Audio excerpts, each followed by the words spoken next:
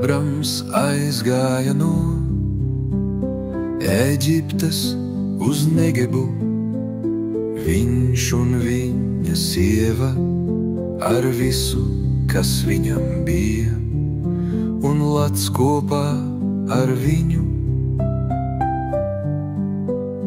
Ābrams bija turīgs, viņam bija ganāmpulki, sudrabs un zelts, un viņš klejodams devās no Negebas līdz Bētelei, līdz tai vietai, kur sākumā bija viņa telts starp Bēteli un Aju, un altārs, ko viņš tur sākumā bija darinājis, un Ābrams tur piesauca kunga vārdu.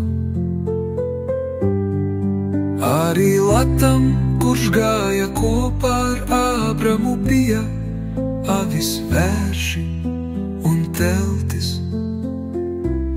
bet zeme viņus nevarēja uzturēt, kā viņi apmestos tur abi kopā, jo viņu mantība bija liela, un viņi nevarēja tur apmesties kopā.